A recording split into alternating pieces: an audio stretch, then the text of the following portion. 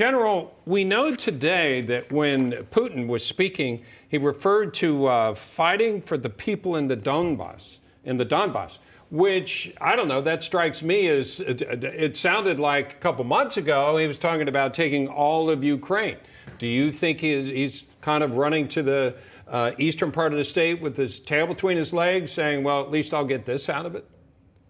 Hey, Bob, Katrina, great to be with y'all. I really think that this could have been his original strategy all along. I think I've been pretty consistent for the last few months particularly on this channel, talking about how he was pressuring Kyiv to pressure the command and control apparatus. But his real objective was the oil and gas reserves and coal in the Donbass region. And if we remember, Donetsk, which is in that region, separated from Ukraine in 2014 after the Maidan riots, and Russia recognized that, as they began to invade, they're the only country in the world to recognize the independence of Donetsk. And so I think that's always been his anchor, is getting into that southeast region of Ukraine because of its richness and oil resources and natural reserves there. And the port, Mariupol, is a port. You can get at the coal and oil,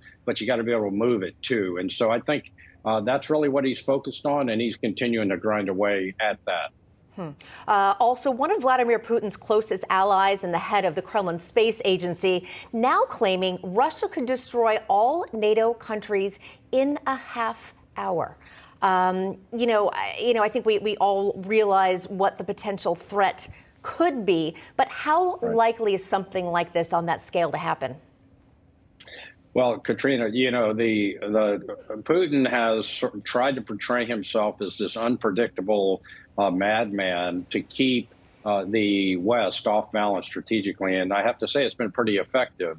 He's hinted at every few weeks this nuclear idea, and if you recall, he did a nuclear rehearsal, a drill, at the very beginning of his invasion of Ukraine. And which has given everybody pause, because if he is that unhinged to come in and lay waste to at least the eastern part of Ukraine, who's to say that he wouldn't do it in Western Europe and around the world? And I think it's not likely, but at the end of the day, anytime you're considering nuclear war, and the idea of mutual assured destruction and game theory and all of that comes into play, we're entering a new era here where we may not have a rational actor with Putin with respect to nuclear weapons use. General, from where we are right now, from what we've seen over the past couple of months, what has surprised you?